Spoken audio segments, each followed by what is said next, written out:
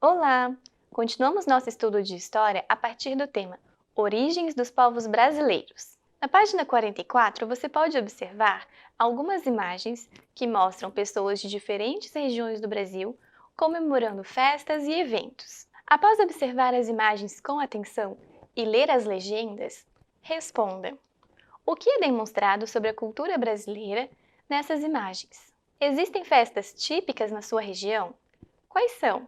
As festas típicas da sua região são iguais ou diferentes dessas demonstradas nas imagens? Após responder as perguntas, vamos conhecer na página 46 a formação da sociedade brasileira. É muito comum as pessoas associarem a formação do Brasil à chegada dos primeiros povos europeus por volta de 1500. Mas esse ponto de vista está equivocado, pois quando eles chegaram aqui, o território já era ocupado por povos ameríndios, que já possuíam sua organização social e suas culturas bem definidas.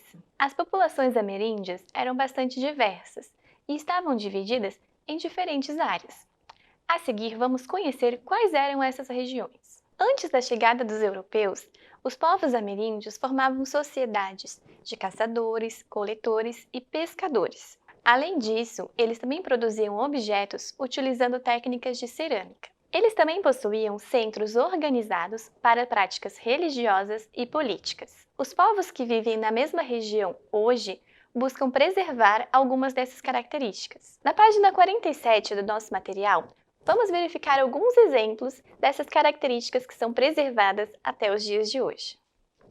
Começamos observando alguns dos costumes dos indígenas da região do Xingu. Os povos que viviam nessa região eram geralmente pescadores e agricultores.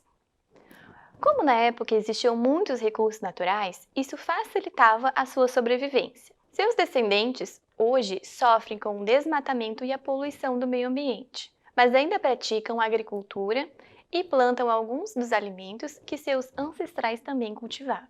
Agora, na página 48, vamos conhecer um pouquinho dos indígenas da região do Cerrado.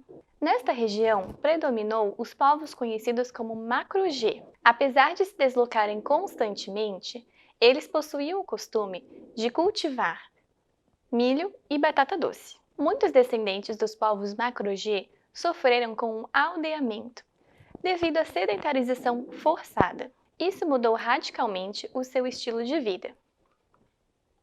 Na mesma página, podemos conhecer também um pouco dos indígenas da região do litoral. A região do litoral brasileiro era ocupada principalmente pelos povos Tupi-Guarani, formados pelos Tupinambás e pelos Guaranis. Os descendentes desses povos que preservam sua cultura vivem ainda hoje da pesca e da agricultura, principalmente de mandioca e milho. Os portugueses conseguiram colonizar o interior do Brasil devido às alianças feitas com os povos Tupi-Guarani. Mas, ao mesmo tempo, esses povos foram aprisionados e escravizados durante o processo de colonização. Agora, nas atividades da página 49, leia a frase da primeira questão e depois explique o erro que você encontrou nela. Já na questão número 2, faça a leitura das palavras portuguesas que têm origem nos idiomas indígenas.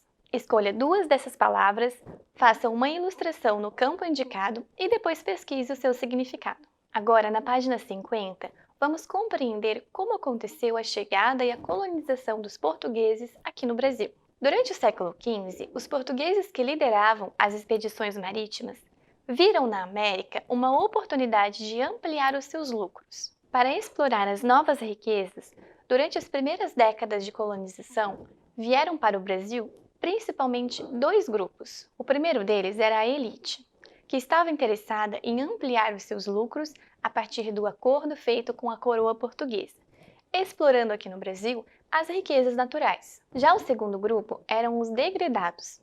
Normalmente eram pessoas que haviam cometido alguma falta ou crime e, por isso, como punição, eram enviados para a América para colaborar com o povoamento do território. Já a partir do século XVIII, a migração de famílias inteiras portuguesas para o Brasil aumentou muito. Isso aconteceu devido à descoberta de minas de ouro na região de Minas Gerais e também pela vinda da família real portuguesa para o Brasil e a transferência da corte para cá. Os portugueses implementaram um sistema de administração colonial, Como podemos observar na página 51, eles fundaram vilas e cidades. Também iniciaram o processo de escravização dos indígenas e, mais tarde, dos africanos trazidos para trabalhar na América. A língua portuguesa é considerada a herança mais importante deixada pelos portugueses ao Brasil. Ela é considerada a nossa língua oficial, mesmo recebendo influência de vários idiomas indígenas e também africanos. Isso tudo resultou na língua portuguesa que usamos atualmente. Agora, na página 52, vamos responder as atividades referentes à língua portuguesa. Ali você encontra algumas frases escritas na língua portuguesa de Portugal. Você deve transcrevê-las para o português brasileiro. Vamos ver quais são as frases? Frase A. Nos dias quentes, nada como um gelado. Frase B. A que horas vocês servem o pequeno almoço? Frase C. Onde fica a passagem de autocarro? E a frase D.